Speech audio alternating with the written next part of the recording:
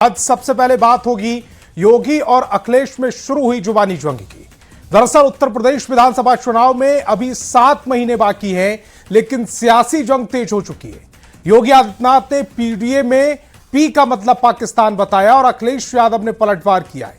यानी जुबानी जंग अब तेज हो चुकी है और पाकिस्तान की एंट्री ने यूपी की राजनीति में नया मुद्दा छेड़ दिया है। सवाल है कि क्या यूपी का चुनाव अब पाकिस्तान, राष्ट्रवाद और पहचान की राजनीति के इर्द गिर्द घूमेगा?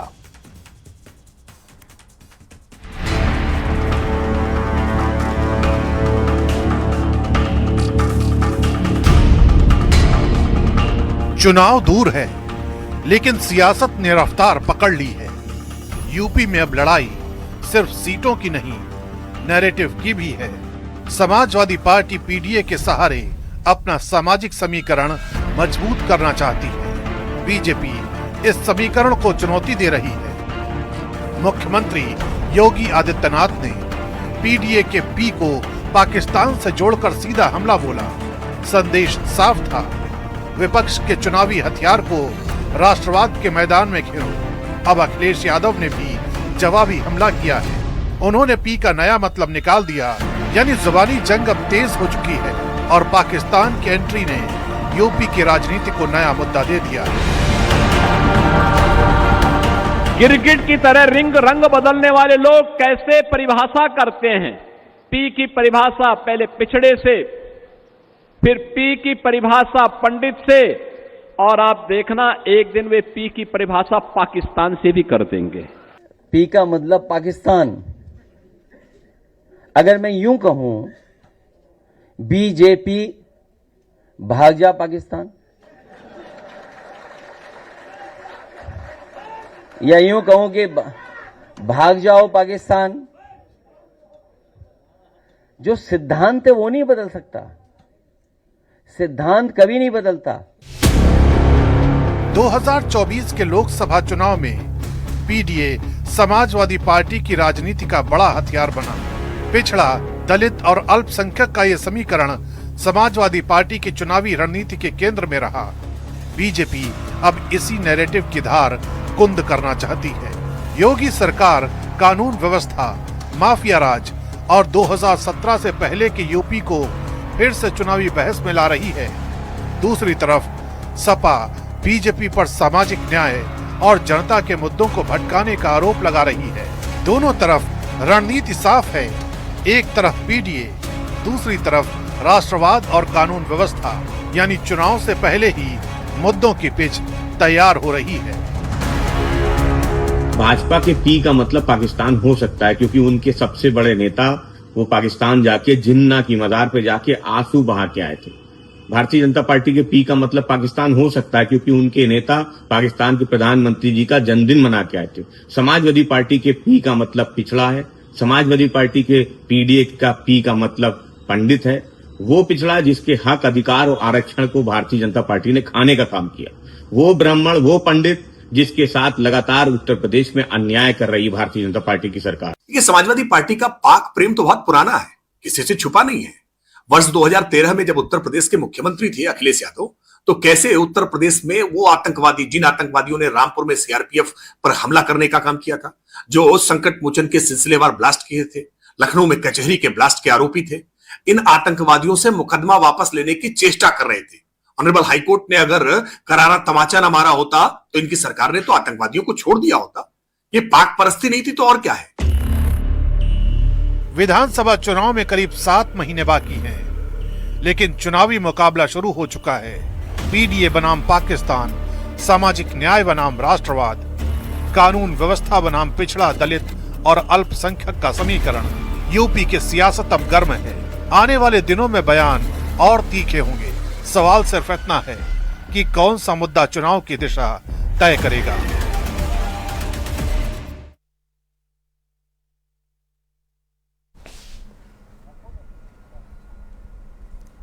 और बीजेपी अपनी सियासी रणनीति में युवाओं को सबसे ऊपर रखा है। प्रधानमंत्री नरेंद्र मोदी ने पार्टी के नए पदाधिकारियों को साफ संदेश दिया कि सरकार की नीतियों और उपलब्धियों को जन जन तक पहुंचाना है। खास फोकस युवा वर्ग और संचार के नए माध्यमों पर है। इसी के साथ बीजेपी ने जेन ज़ी तक पहुंचने के लिए नया मिशन भी तय कर लिया है।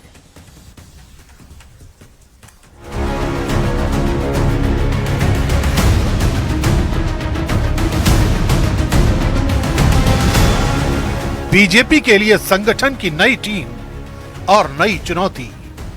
प्रधानमंत्री मोदी ने शनिवार को पार्टी मुख्यालय में नवनियुक्त पदाधिकारियों के साथ लंबी बैठक की। करीब 5.5 घंटे तक चले इस मंथन में संगठन, सरकार और जनता के बीच मजबूत कनेक्शन पर जोर दिया गया। बीजेपी मुख्यालय में प्रधानमंत्री नरेंद्र मोदी की नई टीम के साथ चली ये बैठक सिर्फ परिचय मात्र तक सीमित नहीं रही, बल्कि संदेश साफ था कि किस तरीके से सरकार के कामकाज को जनता तक पहुंचाना है, युवाओं को कैसे कनेक्ट करना है और उसके लिए नए नए जो साधन हो सकते हैं और खास करके डिजिटल मीडिया का उपयोग करना है। इस बैठक में कार्यकर्ताओं को और संगठन के जितने भी नई टीम के लोग थे उनको साफ मैसेज दिया गया। सूत्रों के मुताबिक प्रधानमंत्री ने पदाधिकारियों से कहा कि सरकार की योजनाओं और नीतियों को प्रभावी तरीके से आम लोगों तक पहुंचाया जाए। खास बात यह रही कि बातचीत में युवाओं और संचार के नए जरियों पर भी फोकस रहा, यानी बीजेपी सिर्फ संगठन का विस्तार नहीं कर रही, बल्कि बदलते दौर के मतदाता तक पहुंचने की रणनीति भी तैयार कर रही है। इस बैठक के बाद पीएम मोदी की तरफ से किया गया ट्वीट प्लानिंग का रोड मैप बताता है। संगठनात्मक बैठकें नए विचारों और नजरिए पर केंद्रित होती हैं, जिनका मकसद पार्टी को मजबूत करना और लोगों के साथ जुड़ाव को गहरा करना होता है। पार्टी के साथियों और नई संगठनात्मक टीम के साथ बहुत अच्छी बातचीत हुई। पीएम मोदी की बैठक के बाद बीजेपी की रणनीति का बड़ा संकेत साफ है। पार्टी अब सिर्फ पारंपरिक राजनीतिक अभियानों पर निर्भर नहीं रहना चाहती। संगठन को नई सोच और नए कम्युनिकेशन मोड के साथ आगे बढ़ाने की तैयारी है। सरकार की उपलब्धियां हों या नीतियां, बीजेपी उन्हें सीधे लोगों तक पहुंचाने के लिए अपने संगठनात्मक नेटवर्क को और एक्टिव करना चाहती है। इसके साथ ही पार्टी नेतृत्व और कार्यकर्ताओं के बीच बेहतर तालमेल पर भी जोर है। नई टीम के गठन के बाद अब बीजेपी का फोकस साफ तौर पर आउटरीच बढ़ाने पर है और इस पूरी रणनीति के केंद्र में तेजी से उभरता हुआ युवा मतदाता है। नई टीम के साथ बीजेपी की नई रणनीति भी तैयार है। बीजेपी का मानना है आने वाले चुनाव में जो युवा मतदाता है वो महत्वपूर्ण भूमिका निभाने वाले हैं और बीजेपी ये भी जानती है कि आने वाले चुनाव में जो पारंपरिक चुनाव प्रचार होते थे, चाहे वो डोर टू डोर कैंपेन होते थे, रैलियां होती थी, नुक्कड़ सभाएं होते थे, वहीं तक सीमित नहीं रहना है। डिजिटल माध्यम से भी जनता तक पहुंचना है और यही वजह है कि आने वाले चुनाव में आप देखेंगे कि किस तरीके से जो चुनाव प्रचार का तरीका है वो बदल चुका है। यही वजह है कि बीजेपी ने जेन ज़ी के लिए अलग से प्लान तैयार किया है। पार्टी ने युवाओं से संवाद बढ़ाने के लिए 10 सदस्यीय कमेटी बनाई है। इसकी कमान राष्ट्रीय अध्यक्ष नितिन नवीन के हाथ में है, जबकि विनोद तावड़े को कोऑर्डिनेशन की जिम्मेदारी दी गई है। रणनीति सिर्फ युवाओं को संदेश देने की नहीं, बल्कि उनकी सोच, उनकी चिंता और उनकी उम्मीदों को समझने की भी है। बीजेपी युवा संवाद अभियान के जरिए जेन ज़ी तक सीधी पहुंच बनाना चाहती है। डिजिटल प्लेटफॉर्म, नए संचार माध्यम और सीधे संवाद, यही इस नई राजनीतिक रणनीति के प्रमुख हथियार होंगे। भारत की राजनीति में युवा मतदाता अब सिर्फ भविष्य नहीं, वर्तमान की बड़ी ताकत है। बीजेपी से समझते हुए जेन ज़ी के साथ सीधा कनेक्शन बनाना चाहती है। संगठन की नई टीम, नए संचार माध्यम और युवा संवाद की रणनीति इसी दिशा में कदम है। अब सवाल यह है कि क्या बीजेपी का यह नया मिशन डिजिटल दौर के युवा मतदाता को राजनीतिक तौर पर अपने साथ जोड़ पाएगा?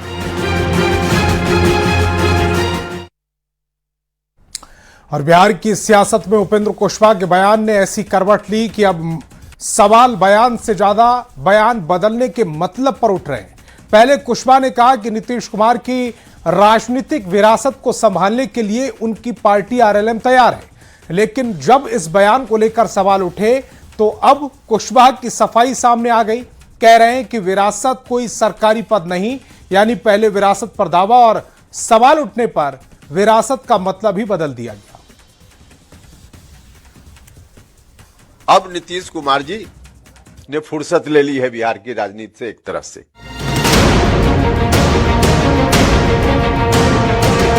कहते हैं कि बदलते मौसम का क्या भरोसा, कब धूप निकले कब छांव हो जाए।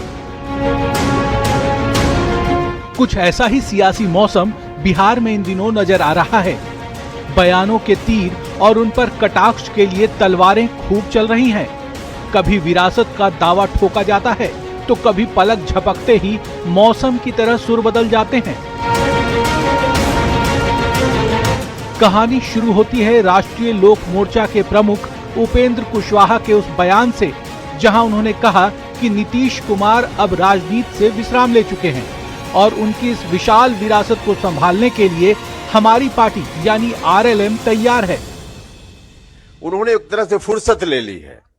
जब तक फुर्सत उन्होंने नहीं ली थी, बिहार के मुख्यमंत्री के रूप में उन्होंने सेवा दी, बहुत बेहतर सेवा दी। खुद ही उन्होंने इच्छा व्यक्त की, अब फुर्सत ले ली है। अब फुर्सत लेने के बाद फिर से एक बार एक बड़ी जमात बिहार में और देश में है, उसके मन में चिंता है कि वह विरासत अब आगे कैसे बढ़ेगी। उस विरासत को आगे बढ़ाने का दायित्व लेने का दावा बहुत सारे लोग करेंगे। अब आज की तारीख में हमारा दावा है कि हम कितना आगे सफल होंगे हम नहीं जानते हैं, लेकिन बिहार में एक बड़ी जमात है जिसकी अपेक्षा, जिसकी आकांक्षा है कि राष्ट्रीय लोक मोर्चा को यह दायित्व संभालना चाहिए, अपने हाथ में लेना चाहिए। उनके इस बयान के बाद राजनीतिक गलियारों में सुगबुगाहट तेज हो गई, सवालों की बौछार होने लगी। तो नेताजी यानी उपेंद्र कुशवाहा ने अपने बयान का मतलब ही बदल दिया।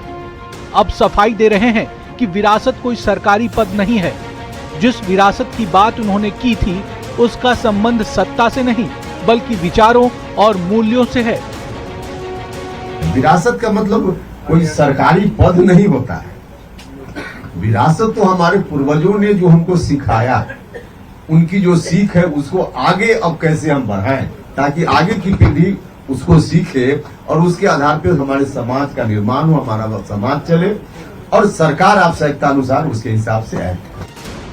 यानी पहले विरासत पर दावा, अब विरासत को सत्ता से अलग बताने की कवायद, और फिर आया वो बयान जिसने कहानी को और दिलचस्प बना दिया। निशांत कुमार को लेकर भी उन्होंने कहा कि जिस तरह दीपक मेरा बेटा है, निशांत भी मेरे बेटे जैसे हैं। अरे भैया, सबसे पहले उपेंद्र कुशवाहा है जिसने आगे बढ़कर कहा था कि निशांत कुमार को लाना चाहिए पार्टी में, नहीं है। क्यों भूल जाते हैं लोग? पूरे तौर पे निशांत को उपेंद्र कुशवाहा का आशीर्वाद प्राप्त है। जिस तरह से दीपक प्रकाश मेरा पुत्र है, वो भी मेरा बेटा ही है। इस बयान के बाद जेडीयू नेता श्याम रजक भी उपेंद्र के सुर में सुर मिलाते नजर आए। उन्होंने कहा कि नीतीश कुमार का जो विचार है वह एक व्यक्ति तक सीमित नहीं होता, पूरे बिहार और देश के लिए ये विजन है जो नीतीश कुमार की विरासत के हकदार हैं। नीतीश कुमार जी का जो विजन है, नीतीश कुमार जी का जो विचार है, वो सिर्फ एक व्यक्ति तक सीमित नहीं होता है। पूरे बिहार और पूरे देश की जो जनता है जो नीतीश कुमार के विरासत के हकदार है। इसलिए अगर उपेंद्र कुशवाहा जी ने कहा है तो वो एक प्रतीक के रूप में कहा है। यानी विरासत की बहस अब सिर्फ विचारधारा तक सीमित नहीं, सियासत में रिश्तों, उत्तराधिकार और भविष्य की राजनीति तक पहुंच गई है। तो सवाल ये है कि पहले नीतीश की विरासत के लिए आरएलएम ने दावा क्यों ठोका? जब सवाल उठे तो विरासत को सत्ता से अलग क्यों कर दिया? क्या पहला बयान दिल की बात थी और दूसरा बयान राजनीतिक सफाई? ये तो जनता तय करेगी, क्योंकि जनता जानती है बयान बदला है, दावा नहीं। अब बिहार की सियासत में विरासत विचारों की है या फिर विरासत के बहाने सत्ता की अगली पारी की तैयारी? पटना से न्यूज़ 18 के लिए आनंद अमृतराज और धर्मेंद्र कुमार की रिपोर्ट।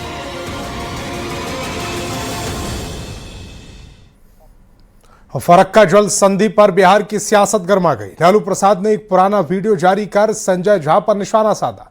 लालू प्रसाद पुराने वीडियो में कहते दिख रहे हैं कि फरक्का जल संधि देश के खिलाफ है। अब लालू प्रसाद के वीडियो पर जेडीयू ने सवाल उठाए। जेडीयू ने लालू प्रसाद से पूछा, जब इस संधि पर हस्ताक्षर हुए थे उस वक्त वो बिहार के सीएम थे, जल संधि के दौरान वो खामोश क्यों थे?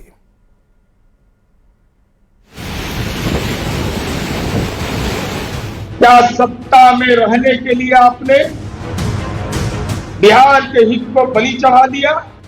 बिहार में फरक्का जल संधि को लेकर सियासत तेज हो गई है। जेडीयू के राष्ट्रीय कार्यकारी अध्यक्ष संजय झा फरक्का जल संधि के रिन्यूअल पर विरोध कर रहे हैं। उन्होंने साफ कहा, बांग्लादेश के साथ अब ये जल संधि आगे नहीं बढ़नी चाहिए। इससे बिहार को भारी नुकसान हो रहा है। बिहार में बाढ़ और गाद की समस्या बढ़ रही है।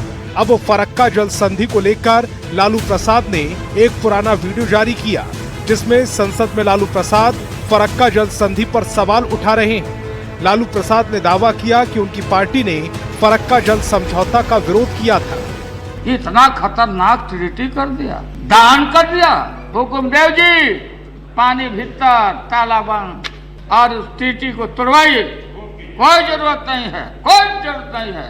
ये ट्रीटी देश के खिलाफ में है। ये सारा फरक्का बांध, ये सारा हमारा अमृत, हमारा पानी, ये सारा पानी बांग्लादेश को दे दिया गया। क्यों गंगा नहीं सूखेगी?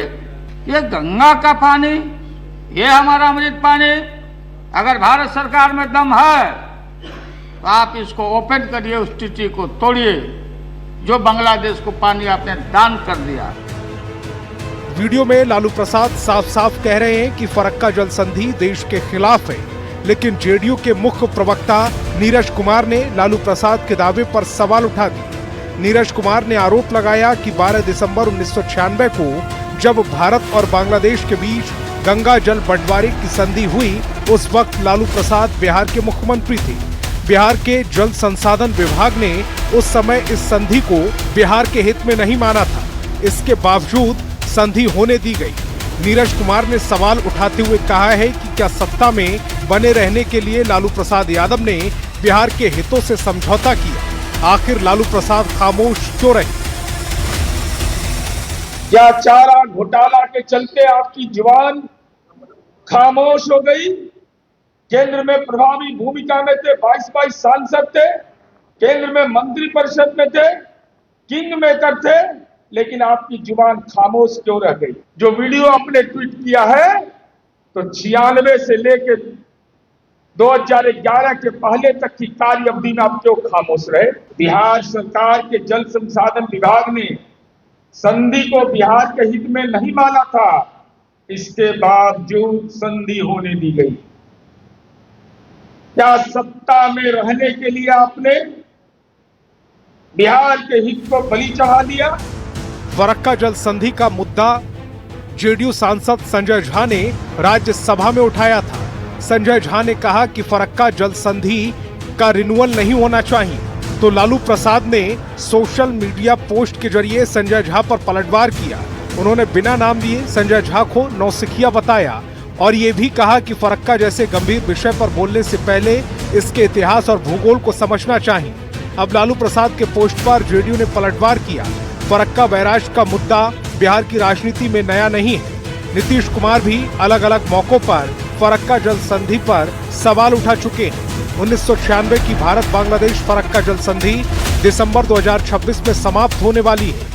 ऐसे में इस संधि के नवीनीकरण के पहले केंद्र पर दबाव बनाने की कोशिश तेज हो गई है। फरक्का का पानी अब सियासी टकराव का नया मैदान बन गया है। न्यूज 18 के लिए पटना से आनंद अमृतराज की रिपोर्ट। बात अब उस बेजुबान पुतले की जिसकी ताकत का अंदाजा आप और उसे जलाने के लिए संवैधानिक अधिकार को लेकर झारखंड में जोरदार बहस छिड़ी है। 21 अगस्त की शाम अभ्यर्थियों के पुतला दहन कार्यक्रम में जो तस्वीरें सामने आई, उन्होंने अभिव्यक्ति की आजादी और विरोध की मर्यादा दोनों पर सवाल खड़े कर दिए। क्या पुतला जलाना विरोध दर्ज कराने का लोकतांत्रिक अधिकार है, और अगर है तो पुलिस कार्रवाई की सीमा क्या है? पुतले की राजनीति और अधिकारों पर हमारी एक खास रिपोर्ट देखिए। पुतला जलाने पर क्यों छिड़ी जंग? विरोध का अधिकार या कानून का उल्लंघन? पुतले पर पुलिस एक्शन, उठे बड़े सवाल। पुतले की ताकत, सिस्टम से सवाल। बड़ा सवाल, पुतला दहन अधिकार या अपराध?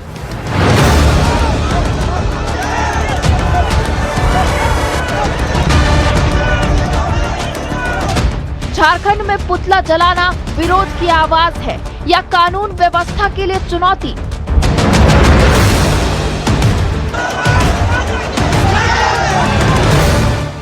अगस्त की शाम रांची, रामगढ़, हजारीबाग और गिरिडीह समेत राज्यों के कई जिलों में जो तस्वीरें सामने आई थी, उन्होंने इस सवाल को और धार दे दी।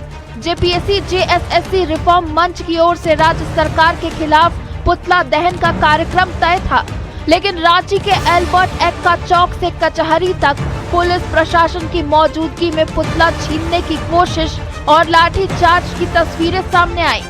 हम लोगों के हाथों में पुतला था, वही पुतला प्रशासन छीनने का काम कर रहे थे, इसलिए हम लोग पुतला लेके भाग रहे थे। आपने देखा होगा कि जितना छात्र प्रोटेस्ट हम लोग किए हैं सब शांतिपूर्वक हुआ। ऐसा क्या हुआ कि किस तारीख की रात को छात्र उग्र हो गए, ये देखने की बात है, ये सोचने की बात है, ये जांच की विषय है। लेकिन तस्वीरों और सुर्खियों से आगे अब बात कानून की। क्या आम नागरिक को संविधान अभिव्यक्ति की आजादी के तहत सरकार के खिलाफ पुतला जलाकर विरोध दर्ज कराने का अधिकार है? कानून के जानकारों के मुताबिक विरोध का अधिकार है, लेकिन उसके साथ कानून व्यवस्था और सार्वजनिक शांति की सीमाएं भी जुड़ी हैं। ऐसे मामलों में पुलिस की ओर से आईपीसी की धारा 353 के इस्तेमाल को लेकर भी सवाल उठाए जाते रहे हैं। का जो है शांतिपूर्ण ढंग से पुतला जलाने के लिए इजाजत है। Right to freedom of speech and expression जो है उसके तहत आप शांतिपूर्ण ढंग से पुतला जला सकते हैं, बशर्ते कि पुतला जलाने का आपका जो इंटेंशन है वो मैलिशियस, मतलब खराब इंटेंशन नहीं होना चाहिए। हम लोग प्रजातंत्र में रहते हैं, लेकिन जो 21 तारीख की घटना है उसको राजतंत्र में आप बोल सकते हैं, क्योंकि उसके बाद कई वीडियो ऐसे माने आए हैं सोशल मीडिया में जिसमें कि ये भी बात की गई है कि पटक पटक के मारेंगे अगर कोई पुतला दहन करेगा तो ये बात जो आई है ये बहुत ही चिंतनीय विषय है। यानी बेजान पुतला भले ही कुछ बोल नहीं सकता, लेकिन 21 अगस्त की शाम उसने झारखंड की सियासत में कई सवाल जरूर खड़े कर दिए हैं। क्या अभ्यर्थियों का विरोध जायज था? क्या पुलिस की कार्रवाई जरूरत से ज्यादा थी? और क्या विरोध के नाम पर कानून की सीमा भी पार की गई? इन सवालों पर अब सियासी घमासान भी तेज है। सत्ता पक्ष और विपक्ष दोनों एक दूसरे पर निशाना साध रहे हैं। ये कि गुनाह आप करिएगा और लाठी हम पर पड़ेगा। गलती हमने कुछ किया नहीं, हम पीड़ित पक्ष के साथ खड़े हैं और उल्टा फिर पुतला जलाने का, चलिए पुतला जलाने तक चलिए वो अधिकार मैं मानता हूं। अमर्यादित भाषा का प्रयोग किया जा रहा था, गाली गलौज की भाषा का प्रयोग किया जा रहा था। हेमंत सोरेन आदिवासी है इसलिए टारगेट में है। जनता पार्टी द्वारा सुझाए गए समर्थित लोग जो हैं वो सरकार के खिलाफ आंदोलन कर रहे हैं, यही वजहों से टकराव सामने नजर आया। सम्मत कार्रवाई है साहब, पुतला जलाना कौन सा इसमें कानून का अपमान हो गया? ना तो कोई विधि व्यवस्था की स्थिति उत्पन्न हो रही है, ना कुछ हो रहा है। हाँ, जेएमएम के कार्यकर्ता 200 की संख्या में कैसे जमा हो गए और प्रशासन भी उतनी ही संख्या में था, लेकिन फिर भी उनके सामने बेबस छात्रों को और छात्राओं को पढ़ाई भी बहुत दिन नहीं चली थी मुख्यमंत्री जी, उसका भी पतन हो गया था। एक तरफ विरोध का लोकतांत्रिक अधिकार, दूसरी तरफ कानून व्यवस्था की जिम्मेदारी, लेकिन 21 अगस्त की तस्वीरों ने सवाल छोड़ दिया है। क्या लोकतंत्र में पुतला जलाने की भी कोई सीमा है? और अगर विरोध की आवाज दबती है तो उसकी जिम्मेदारी आखिर किसकी है? फिलहाल पुतला बेजान है, लेकिन उससे उठे सवाल पूरी तरह जिंदा हैं। 21 अगस्त की शाम राजधानी रांची में क्या हुआ ये वास्तव में जांच का विषय है। चूंकि यह मामला कानूनी दरवाजे तक पहुंच चुका है, गिरफ्तारियां भी हो रही है, ऐसे में सत्य को जानना बेहद जरूरी है और यह जांच का विषय भी है कि इसी 21 अगस्त की शाम राजधानी रांची की असलियत क्या थी, वहाँ वास्तव में क्या हो रहा था, क्या ऐसी ज़रूरत थी कि पुतला नहीं जलाना जरूरी था। कुल मिलाकर ये पूरा मामला जो है जांच का विषय। ऐसे में जांच को जांच पर ही छोड़ देते हैं, लेकिन तथ्यों को समझना, परखना और उसे जानना आपका भी अधिकार है। संजय कुमार सिन्हा, न्यूज़ 18, रांची।